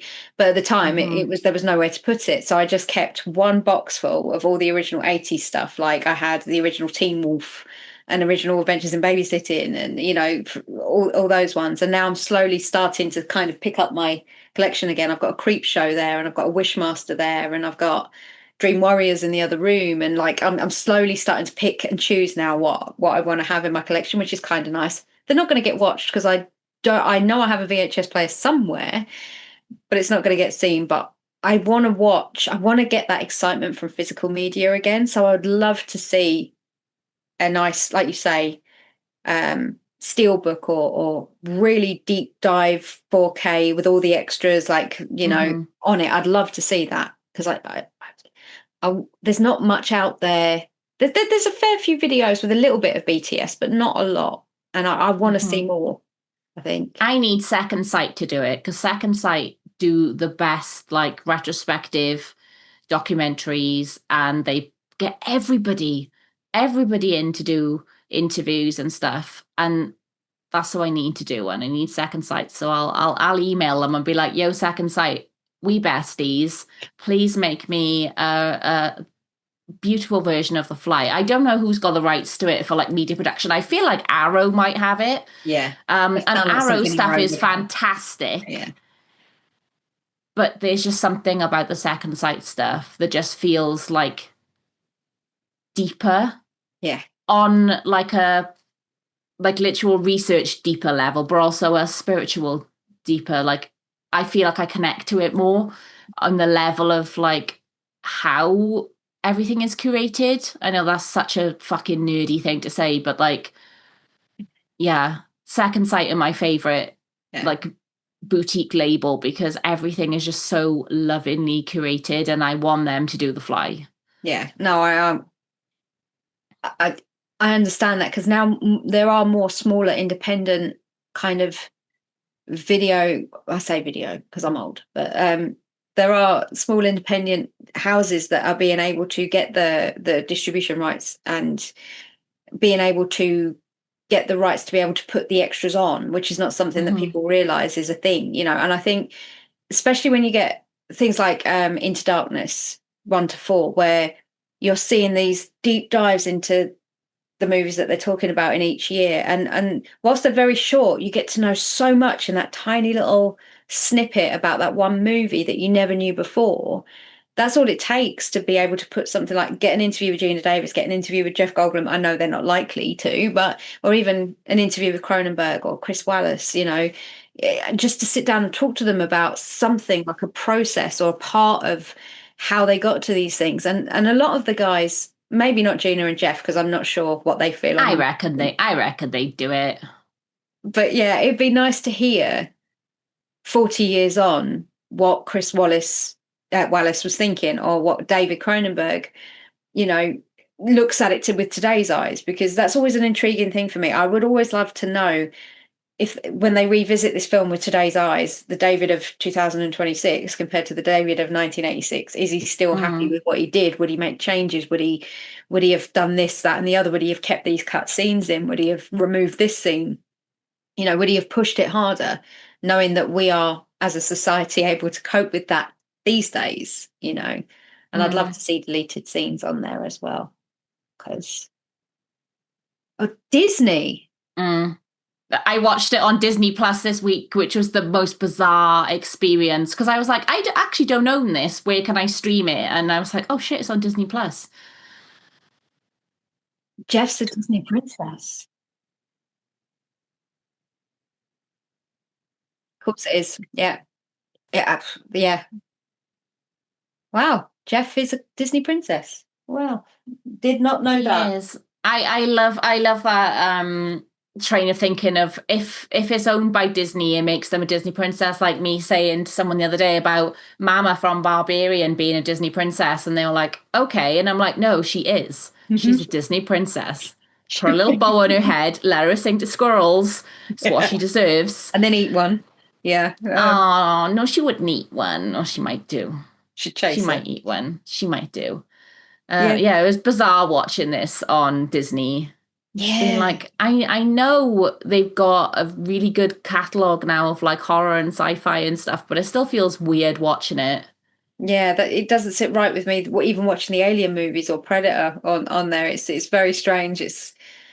I think we've been conditioned to think that Disney is just sunshine and rainbows and happy and singy and musicals and happiness, and then you go, oh, actually no, it can be Seth Brundle. Well, I don't use Disney Plus for Disney. No. I very rarely watch any Disney on it. I watch Bob's Burgers. At the moment, I'm watching Bones. I just watched Desperate Housewives. I watched Buffy on there. So I'm always watching like weird stuff. I'm never watching like actual Disney stuff on there. And it is really weird, obviously, because it's the same as like Hulu in the States. Yeah. We've got this kind of same stuff on there. But yeah, it blows my mind every time I look and I'm like, oh yeah, American Horror Story's on here. Or when you do have the really brutal films like Barbarian just sat there. And it's screening, you know, and they have that bit at the top, the box that just moves along, and you're going from Moana to Beauty, and you're watching like Gigi Hadid or Bella Hadid blow herself up at the beginning scenes, and you're like, hello. Okie dokie. Well, that's something. Yeah, it is not my go-to, because like you say, my brain just doesn't quantify Disney with having such a good back catalogue these days, and I need to remember, go on there and check, you know. I think the first platform I go on. When I turn my telly on, Disney's always the first one, because I'm always watching something and I forget that you can watch stuff on other platforms. Like me and my kid have been watching Taskmaster. We started watching that on Disney because they've got a bunch of Channel 4 and ITV stuff on there. Yeah, it's And now we've had to move to Netflix. And now I'm like, oh yeah, I never actually watch anything on Netflix. But I've moved to Netflix now because we need the latest seasons of Taskmaster and they're all on there. But yeah, Disney's my go-to when I turn my tally on is Disney, and I'm never watching Disney stuff. And every now and then it catches me and I'm like, this is really weird. Mine's YouTube. My go-to is YouTube because I have YouTube Premium because I do so much for the podcast and like researching and stuff like that. I'm always watching something about something. But then I also have this level of morbid curiosity. So I like watching all the medical, when people have donated their bodies to science and then they talk about like they'll cut up parts of the human anatomy and they'll show you like the workings. And if you have a migraine, this is where it is. And they'll show you on a proper human brain, or if you have like blood clots and stuff, and they'll show you like how it affected the person. It's so fascinating. Obviously you don't see anything too gratuitous because it is YouTube, but I love Dr. Mike. I like him analyzing videos, and he's like this really overly happy like GP from America that just tells everybody, like he'll review medical dramas and he'll be like, that's wrong, that's right, and I love that kind of thing. And then I'm obsessed with this channel that I told Chris about called Corridor Crew, and they're the guys that do all the digital work on movies, and they show you how they create these things, and they'll talk you through CGI options, and they give you a glimpse behind the curtain as someone who's not technology driven or minded. They help me understand how things are created within movies as well. I then have artists I follow, like 1000, who is currently in the middle of doing a massive TSG. So he's developed his own trading card game, TCG even, sorry. And it's like insane, absolutely insane. This artist, he's done over 100 pieces. He's got guest artists come on. This guy then also does this thing where he sends a painting round to people in the YouTube community that are other artists. And the only condition is the next person they send it to has to have less followers than that person. So he then manages to help a whole community of artists get kind of, and it's just one of these things that I find YouTube really interesting, and I can get sucked in for hours because I'm not committed to an hour and a half, 2 hours of a movie. However, I would never be anywhere without my films. See, it constantly like amazes me how like small my YouTube usage is. Like I will spend all day, every day listening to podcasts, and they're all horror movie podcasts, but I never watch any horror movie stuff on YouTube, and I know it's all there. Yeah. Like I listen to you guys, but I don't watch you guys, and I'm like, I could sit at home and watch you guys instead of listen, but I like podcasts when I'm doing stuff. It helps like calm the little ADHD gremlins because I can listen and have a conversation with you guys whilst I'm doing whatever I'm doing. But my YouTube is theme park videos. I will sit for hours and buy like a little offshoot cruise videos, because a lot of the people who do theme park videos do cruise videos. I'm going on a cruise in 2 weeks and I'm so fucking excited. But yeah, I'll watch theme park and cruise videos. And see, I go to the end where I watch the accidents that happen at theme parks. Oh no. I do like that kind of stuff. Again, like talking about Bizarre, that's the kind of stuff that like I so enjoy reading. But yeah, I just watch grown adults walking around Universal Studios and Walt Disney World and, Dollywood and all these things, just having a nice time. It's fucking great. I love it. But I forget that there's this whole world, because I've got theme park special interest as well as like horror movie special interest. And I know they don't really, well, they do at Halloween. We get Halloween Horror Nights where they collide. But yeah, I just don't ever think, oh, let's put YouTube on and learn about all this stuff that I love learning about. If it's not in a podcast, I'm like, I'm just not going to bother. That's the really thing, strange. I have this really weird thirst for knowledge. Like when I find something I'm really interested in, I will just, I suppose it's the same as when you find a TV program and you can binge like 5-6 seasons in one go.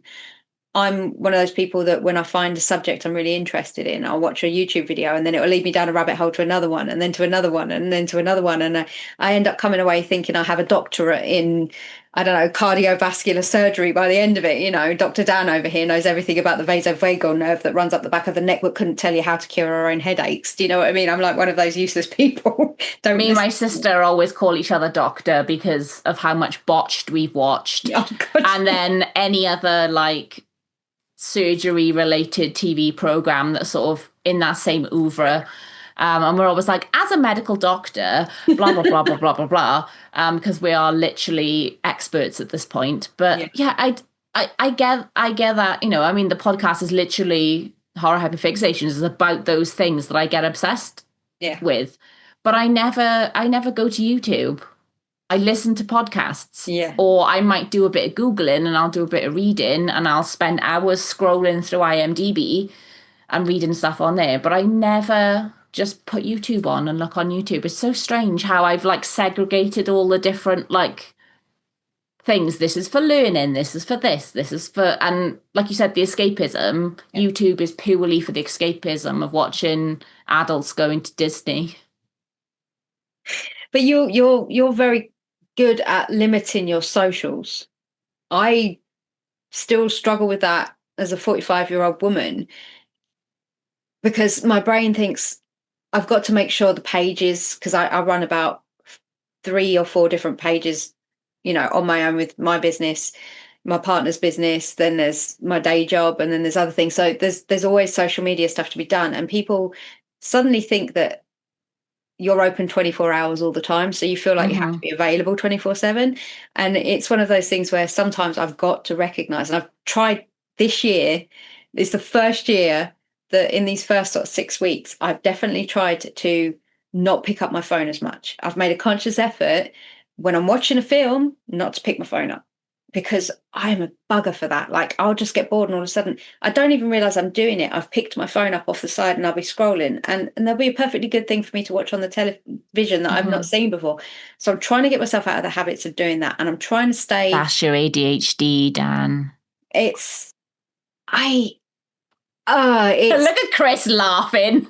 there's a lot going on here, and it is like if I was to lose this tomorrow, I think 90% of me would be so happy about it.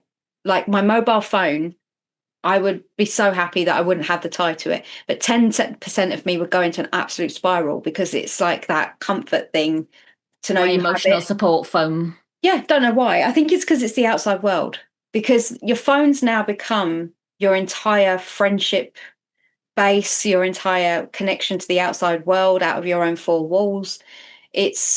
You've become so reliant on this for communication, not in the sense of picking up a telephone and calling someone, but just knowing that there are people out there. You become so reliant on it, a computer in your pocket, when you don't need to be. You just need to take a breath. And this is what I was saying last week at the end of last week's pod. I think if it brings you joy and you don't think it's going to be an issue, you know, you're not addicted to it, then have at it. But I've got to realize that being on that thing isn't what brings me joy. It's the talking to people at the other end that brings me joy. But I should really spend time face to face with those people and take more time when I'm with people and not constantly worry about the next thing. I should try and be in the moment a bit more. And we're 6 weeks in. I'm not perfect at it, I will be honest. I am still kind of getting into the motion of it, and it probably will have died off. It's not a New Year's resolution, but it is something I'm trying to do more, because as I said last week, there's so much going on in the world, and we all just have felt so heavy for these last 6 weeks. So we all just need to seek joy in something. And let's watch The Fly. Yes, because that's the perfect way of cheering yourself up. What I will say is we've got some 1-star reviews here. Oh dear, they weren't easy to find. There was a few. And I can only gather these are from people who necessarily did not know what they were getting into. You know, even in this day and age, these reviews were done relatively, you know, presently, considering how long ago this came out. This first one was from Plankton Rules, and this is on IMDb. And the title it's 1 out of 10, and nauseating and unnecessary is the title of this one. So they start with the original movie, The Fly, was a lovely little horror film. Was it great? No, but it was effective and fun to watch. Did it need to be remade? Possibly, but only if the integrity of the original story remained and it was given better special effects, but not like this. Gone is the silly fun of the original. In its place is a viscerally disturbing, nauseating, actually, mess with a rather mean spirit. It's simply unfun and unappealing. You don't believe me? Well, look at the sick makeup job on Jeff Goldblum. Accident victims are easier to look at for extended periods, and the ultimate gross out of having him vomit up white slime on people in order to digest them. What were they thinking? If they want to gross us out so much, why not go on a tour of the morgue and film that? It would be as gross and as pointless. Yeah, and Dan will watch it on YouTube. Damn right. But yeah, I don't know what people... I think there is this common knowledge, this common thread where people think that when they reboot, remake, rehash a film, that it has to be like the original, or it has to be an exact remake, whereas a lot of us are dead against like a complete word for word reshoot remake, because it just What's the point? Exactly. If I want that, I'll go watch the original. So sometimes we don't need reboots, we don't need remakes, but the money train happens, and you just kind of have to accept these things, that they're going to flog something till it dies. And I will use Texas Chainsaw Massacre as an example, with the very last one that came out where he jumps out of the water like a salmon that I keep going on about. There comes a point where you've just got to go, do you know what? No. I did like that one though. I thought it was really fun. That one, the bus scene was just beautiful. Yeah, that was probably the only thing from that film that I really enjoyed. And there was one bit right towards the end that made me jump out my fucking skin, because as much as I feel like I always think I can see when scares are coming, there was a bit at the end that I didn't see coming, and I nearly fell off the fucking sofa. I can't remember exactly what it was, but I think there was a killing right at the end that you didn't see coming, and I was like, whoa! And it was very visceral. I do need to watch that again, actually. It was quite fun. But yeah, sorry, continue. It's okay. I just think when you've got these weird camps of people that expect a remake to be a remake, like word for word, and then you've got the ones that are like, please don't make that a remake. I don't want that. And so I was quite surprised when I read this one through, because I was like, you went into it thinking Jeff Goldblum was going to just have a fly head mask, like a skin character from like Halloween Horror Nights. He's just going to wear a little fly on his head, and that was going to be it. It's Cronenberg. I mean, this was 2019. This was left. It's like, wow. Okay. With 2019 eyes, you've gone into a Cronenberg movie thinking it was just going to be a mask. I don't know what you were expecting. Like, and they're saying like, why did he need to like spit out stuff to digest people? Because he's a fucking fly. That's what flies do. Exactly. Yeah. I again, that one, just out of all of them, that one kind of floored me, because I was just like, that's a preconceived notion you've gone in with, and you still stayed to watch all of it though. So you couldn't have been that disgusted or upset by it, because you watched it to the end, clearly, Yeah,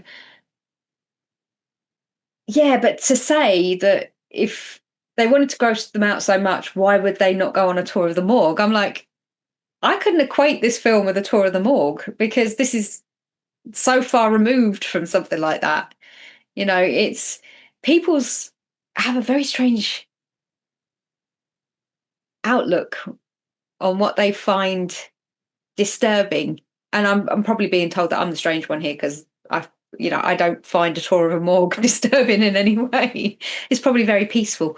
The second review was by Molly Harvey, and this was left on the 28th of September 2025. Okay. This was on Letterboxd. And someone who found her on Disney. She left it on Letterboxd and gave it 0.5 star. Ooh. And it's very short and sweet and to the point. Too much sex and not enough baboon. I mean, more typhoon, please. I think that should be the tagline. Instead of something went very wrong, in the lab today. Very, very wrong. I think they should have had that. Less sex, more baboon. I think that's catchy as sort of tagline for the movie. Sure. I'm absolutely in the sex whatever. I'm absolutely in the more baboon camp. But the half a star, even if you didn't like all the gross out horrible stuff, which is a considerable amount of the film, you're bound to be able to look at the story and the performances and go, that's a solid 3-star movie. Regardless of whether you enjoy the gross out stuff and the body horror, there's no way you could look at this film and go, that's half a star. Even if you wanted more baboon, it's at very least you'd be like, that's a 3-star movie. It's definitely a well-rounded film. You have your plot line, you have incredibly well done, although yes, they can be discussed in special effects. It's well directed. There's been money invested in it. It's got very good actors in it. At nowhere in that do you question the actors' abilities to pull off the characters that they're playing. You know, you're not pulled out of it at any point. It's got everything you need in a film to make it a film that keeps you engaged. And I think half a star is harsh. I'm personally offended by that.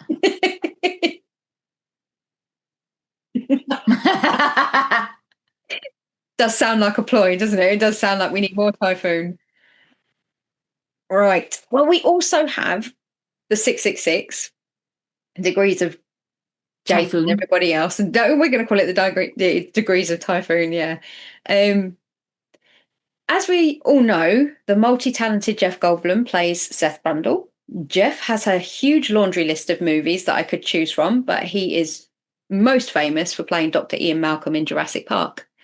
Sam Neill played Alan Grant, but featured in one of the most insane movies that take place in space, Event Horizon, as Weir. This is how I learned about the black hole theory being like a pen jabbed through the centerfold of a lady. That's how I learned about the black hole theory. So, you know, rudimentary, but it worked. Event Horizon starred actors such as Jason Isaacs, Sean Pertwee, and Lawrence Fishburne. Lawrence starred in Danielle. Lawrence starred in a very overlooked Francis Ford Coppola musical from 1984. Oh, Jesus Christ, I've lost the ability to speak, haven't I? In a Francis Ford Coppola musical from 1984 called The Cotton Club. And that starred actors such as Nicolas Cage, Richard Gere, Fred Gwynne, Diane Lane, and the character Oni Madden was played by none other than Bob Hoskins, aka Eddie Valance from Who Framed Roger Rabbit. I got there in the end. Yay! Got to see one in real time. Woo! I had to put my teeth back in. I lost them there. They flew out a couple of... I'm turning into a fly. I was going to say, you turn into a fly. You were trying to eat your dinner and your little teeth are falling out. Oh, bless I'm just old. My falsies popped out. Yeah, it's... Yeah, Right, the question I'm going to ask you, Sam, is if you were to recast this movie with today's eyes, who would you have playing Seth Brundle and Veronica with today's eyes? Any actor, actress, doesn't have to be horror. Oh, I would be very tempted to be like, yo, Jeff, do you want to do it again? Because as I was watching it the second time, I realised he's not actually acting. He's just... he's acting with the like range of emotions, but the way he is as Seth Brundle is himself. And I the more I watch him be himself as a real person, I notice that a lot of his characters play very much like he is as a real person. They're these like little quirky little guys with all these funny little emotions. So I think he's got ADHD because he's such a weird little guy. My gut instinct right now would be I want to see Jacob Elordi do it. I am a little obsessed with him right now after Frankenstein and Wuthering Heights. I am a little bit obsessed. But he's got that similar physicality. He's got that ability to draw from a really wide range of emotion. We know he can sit in their makeup chair for like 10, 14 hours, however long it was for Frankenstein. So he would put up with it. And I don't know who I would want to be the Geena Davis. I kind of want just them pair to do it again. But then it's pointless. But I don't know. Who would you have? I feel like Timothy Chalamet could be what's his face, like that odious little toad. This or whatever his name is. Yeah, I don't. Something about Timothy Chalamet just gives me the ick, and I feel like he could play that guy quite well. Yeah, no, So's Timmy C. I just don't get it. I've never got it. But I did like him in Bones and All. That film made me cry. I ugly cried at that, and I've never watched it again. I think, if I was going to cast it in the 90s, I would definitely cast Sarah Michelle Gellar as Veronica. Yes. Cast her now. Well, yeah. I mean, now I just haven't seen her act for a long time. That's, I'm not saying. Also in Ready or Not, Here I Come. Yes, yeah. She's. I think Oscar Isaacs would do a great job as, and I know because we got the Elordi connection, but he's got that egotisticalness that can shine through the makeup that I feel would work really well. Although he's only 5'7", 5'8", so he wouldn't have that imposing. Like Seth has that like height and you just see him when he's turning into flight. You see this larger than life like guy then just get smaller and smaller and smaller as the movie goes on. So I don't know if they'll be able to show that as much with Oscars, but I feel like he would have that kind of ability to pull off that egomaniac kind of phase really, really well in the middle before he fully transitions. I can't. I mean, like I say, I will always be biased. Jeff is. I even have a tattoo of Jeff, so I am biased massively because I love Jeff. I think I just love his eccentricity. It's not like I look at him and think, "Whoa, no, he's a peculiar looking fella." He's more handsome as he's older, though. Yes, 100%. His mannerisms I just find endearing, and his just thirst for knowledge I just find really charming.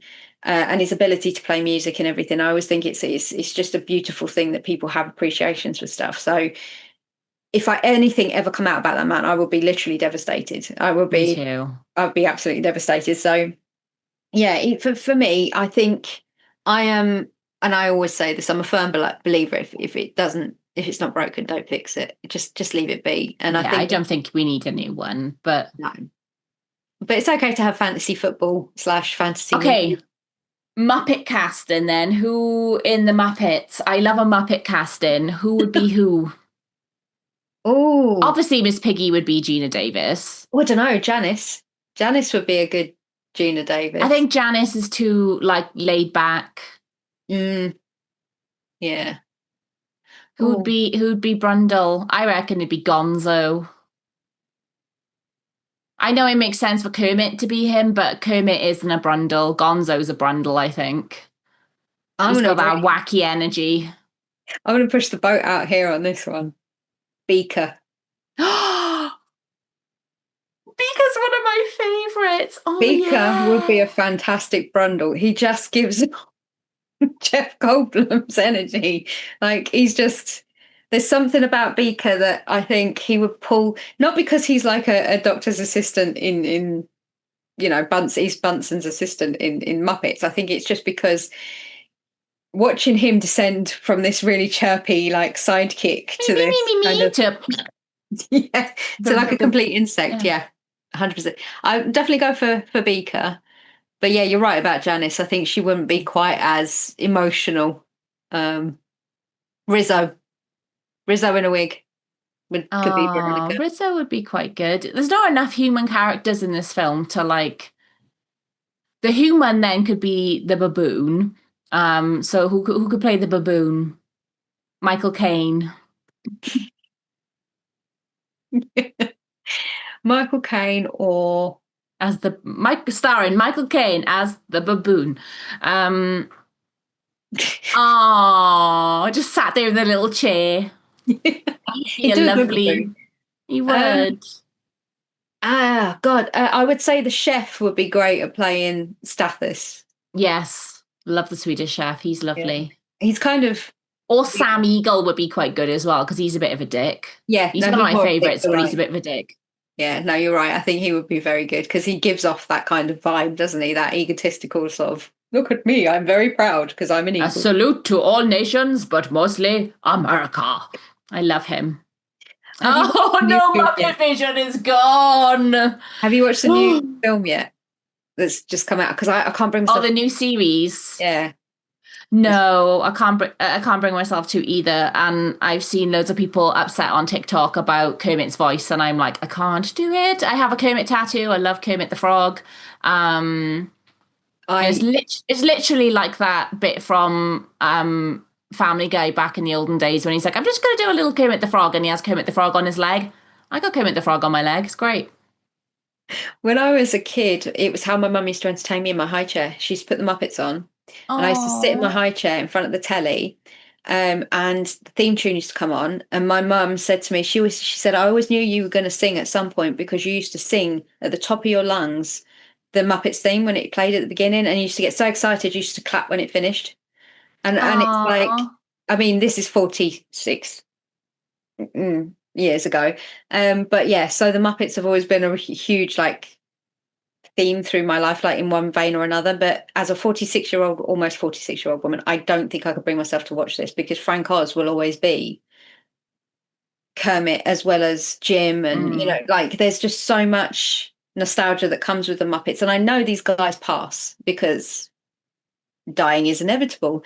However, there's just something, if you're not going to get such an iconic voice right, not that I condone AI or stuff like that, but I think in these cases, there's no excuse for not having a perfect voice. Yeah. There are people just doing videos on Instagram and TikTok and stuff who do their impressions, who can do like everyone can do a Kermit impression. Everyone. It might not be a good one, but everyone can do one. So if you've got voice actors, I know they've got the double job of puppeteering, but also you could have somebody puppeteering Kermit and somebody else voicing Kermit. You could do that. I know that's not in the spirit of Henson workshops, but you could do it. So to have somebody who doesn't get the voice right is an affront to Jim Henson's memory. And I used to be able to do a really good Miss Piggy. I haven't done it in years, but like that was always,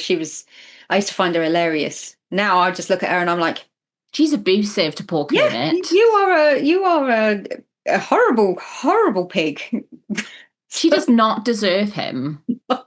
He's a sweet baby angel, and all she does is abuse him.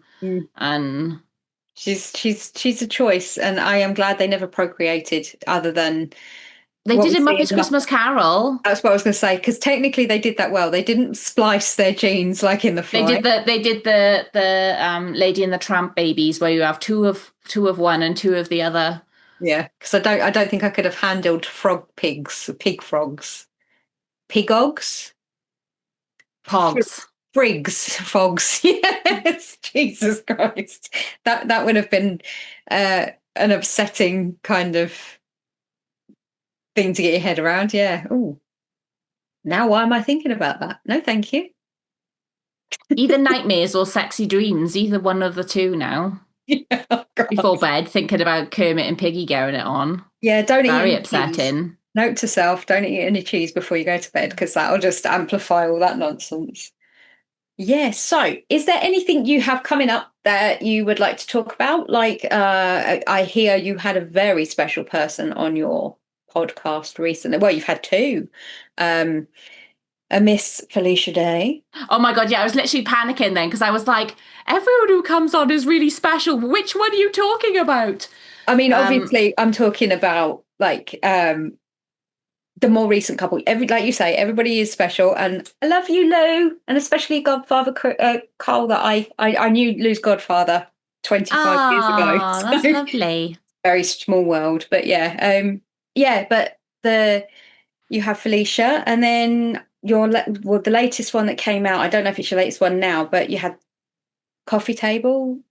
Oh yeah, we talked about the Coffee Table with Zoe, who is the coolest. And And I keep forgetting I'm like one of Zoe's peers, because Zoe is the editor-in-chief and writer and creator of Ghouls magazine, and I am now one of the Ghouls magazine contributors, which is very weird because there's like the coolest people who I've read their stuff and listened to their podcasts, and I have essays they've written in books on my shelf and audio commentaries on Blu-rays on my shelves and stuff, and now I'm like, we are peers. I love that. It's very terrifying. So Ghouls magazine contributing with, and the newest episode talk about the coffee table with Zoe Rose Smith.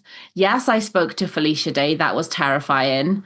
I talked to an actual vampire slayer. What the hell? I just couldn't do words, and I just couldn't ask her anything. I was just like, But we occasionally get these cool opportunities, and we take them, even though we know that you'll probably be a gibbering fool. But she liked the room. She liked my stuff behind me. She appreciated my Mickeys and Minnies in the cabinet. So I was like, yes, Felicia Day, we're besties now.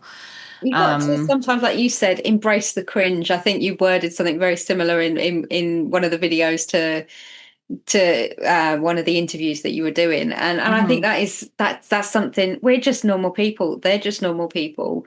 But it's okay if you do get starstruck. It's okay. Do you know, have I ever admitted on this? I don't know. The first person and the only person I've been truly starstruck over, and this was me.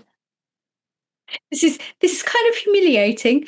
It was, I had to go and ask her how she would like to be brought on stage because I was comparing. And there was about 2,500 people out in the audience, and I had to go out and introduce her to the audience and compare, which was something I did quite a lot, which is how I know Lou's godfather. I went, knocked on her door, and she invited me in, and I sat down, and the first thing I said to her was not, how would you like to be brought on? It was, I saw you in Greece once. It was Sonia. Better the devil you know. It took a while, hence the blank face, because the first thing my brain went to was Sonia from EastEnders, and I was like, not Natalie Cassidy. Why was she in Greece? And I was trying to process her and waiting for you to finish the story before I joined in. But that's where my Sonia goes. Yeah, she burst out a trumpet and did a little solo for me. No, and to this day, I don't know why. I met so many other people in that time of being there and like since, and I've never felt that level of, except for Tom Savini, I didn't speak, I just made noises at him. But that's acceptable. Fair. Tom Savini, so squeaky noises and sort of pointing and was all I could manage, because I think I was so overwhelmed because he'd been such a huge icon for me, like studying all of his previous work and always wanting to go to his makeup school, but obviously being English, you have to get a scholarship and then you have to move there and all that sort of thing. You can't do any of it online. And in another life, I would always have loved to have been a special effects makeup artist. That is, it's always something. I know people say it's never too late to chase your dreams. I keep trying to push my kid into that. I'm like, yes, learn it. Yes, do it, because I'm not playing with clay with false nails on, so that's not happening. But yeah, it's one of those things where it rarely happens to me. So I can't even remember what we were talking about to start off with, but yeah. Just getting starstruck by people. No, podcasters. I mean, people off the telly. I'm pretty chill when I meet people off the telly and out of films, because I'm always at film festivals and I'm lucky to get invited to like premieres and different events and things. So like, just like one of the most recent ones I went to, Steve Pemberton was sat in the row behind me, and my friend was like, oh my God, and I was just like, oh, Steve, I see him all the time now, go into things. So I'm quite nonchalant about, even though I am obsessed with Risha Smith and Steve Pemberton and everything they do, I'm now just like, oh yeah, I've seen him before, I spoke to him a few times, like whatever. And I know that sounds like the biggest humble brag ever, but it's not that big a deal anymore. But now I meet people I listen to on podcasts and they're my rock stars because I spend more time with them in my little headphones than I do with some of my family. So I'm always like, hello, I really like the podcast. And I get really nervous. So like when I see you, there's always an element of that. Even though I knew you outside of the podcast before, I'm always like, that's Dan who I listened to on the podcast. Like, Well, I'll it's never just forget bizarre. how you introduced yourself to me. And this was about what? Just after COVID? I think it was. I can't even remember, so please I think it tell was me. just for the love of horror.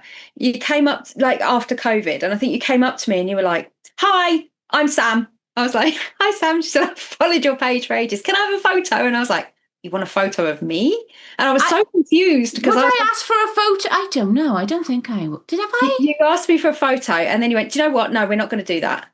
We're not going to do the photo." She said, you said to me, because you were just like, no, it's okay. It's okay. And then like, I think it was just so busy. We were right in the corner for the love of horror, right jammed up against the back. And I think we were sort of getting pushed further and further and further up against the wall. And I think you were starting to get a little bit overwhelmed. Yeah. And you were like, right, I've got to go then. Bye. And that's all I remember, because you had your green fringe at the time. You had green hair. Yeah, maybe. Yeah. It was maybe that wasn't what I would have had the green hair. Maybe that would have been like, maybe that was 2023. I had the green hair, so maybe it wasn't even. It might have even been before then, because I'm sure I've spoken to you before. Yeah.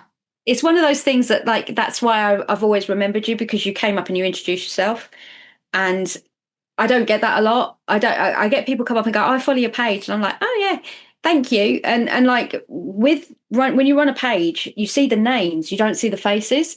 So when someone comes up and says, "Oh, I'm so and so," it helps me massively, because if you're a contributor or you're someone that talks a lot to me, and we end up having that kind of social relationship through the page, you know, it helps me then put a face to the name. Whereas I can never, because when you're running like anybody will contest to this that runs a page, your photo is like a pinprick size on social media. So I have no idea what someone looks like unless I click on their profile, and I can't be bothered with doing that for absolutely every single person, because that's a lot of people to sort of remember what they look like. But names I'm really good with. So if someone comes up and they introduce themselves and says, "I'm so and so, I followed your page," it will stay in my brain, and I will remember if I've had a conversation with them. And I think with you, that was just so refreshing. That's why I remembered you, because like a little gremlin just runs up and runs away again. Well, it worked. And here we are. But it's like in the olden days, it shows our age now, of going back to like MySpace, and people would talk to you and you'd be like, what, for me anyway, I'd be like, I'm so sorry, like I'm blanking, and they'd be like, "Oh, so on MySpace," and I'd be like, "Oh yeah." And I used to get people in like local gigs and stuff come up to me and be like, "Oh my god, you're so off MySpace," and I'd be like, "Hello?" Like I didn't ever think I was like a person on MySpace, but people knew who I was, which was really weird. But yeah, I have to do the same. Like I saw someone looking at me in an event the other day, and I was like, "Why is that dude looking at me?" But also I recognized him, and we follow each other on Instagram and we interact on Instagram. But because I'd never seen him in real life before, until he came up to me and he was like, "Sam, right?" And I was like, "I know your face." And he told me the Instagram handle, and I went, "Oh my god, hi!" Because I don't have that like connection with their real face and their real thing, and I need MySpace names because I'm old, and that's how I interact with people. Tom's my only friend on MySpace. That's a reference, isn't it? Jesus Christ, where did that come from? Bring back Tom. That was plucked from the deep, dark depths of my brain. Oh, can you imagine as social media people trying to have a top 8 anymore? And that one video, that one GIF, it's not even a GIF, I don't even know what you call that. That tiny little grainy, pixelated, occasional little animation that you were allowed sometimes on MySpace.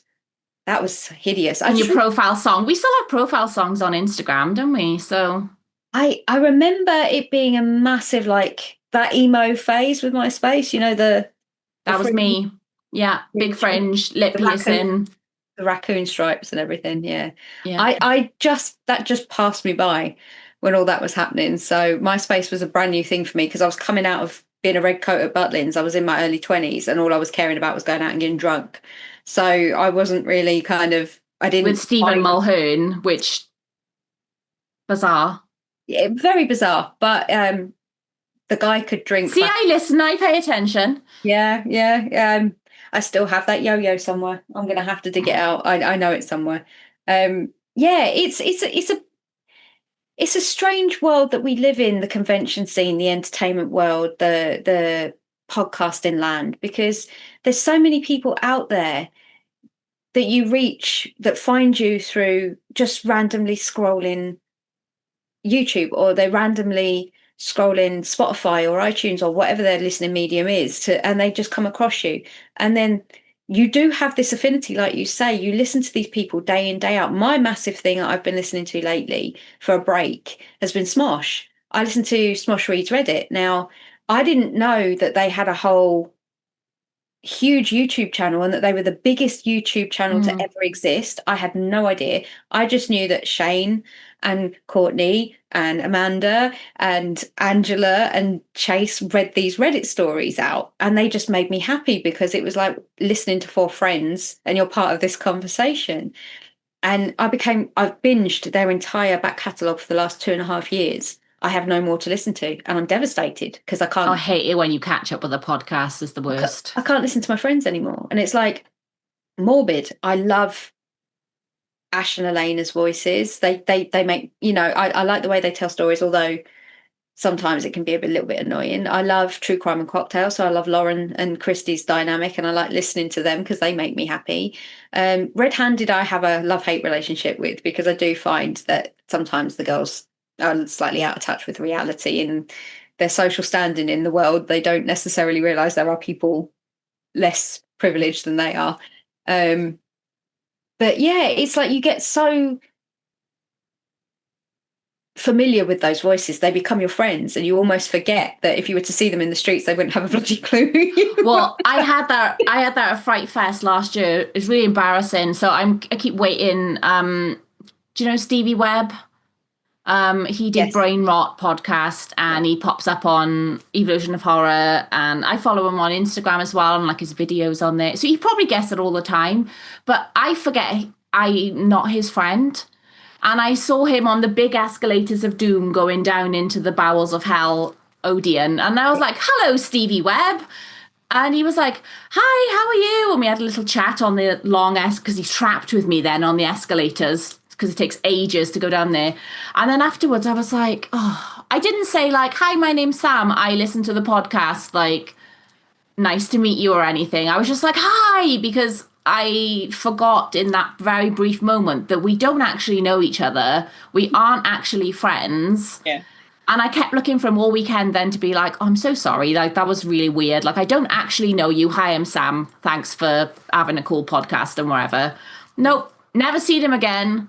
So there's no point if I see him at Fright Fest this year being like, "Oh, last year I said hi to you like you know who I am. You're not actually my friend. Hi." But there we go. That's the world we live in when we spend so much time with people we've never ever met or spoken to.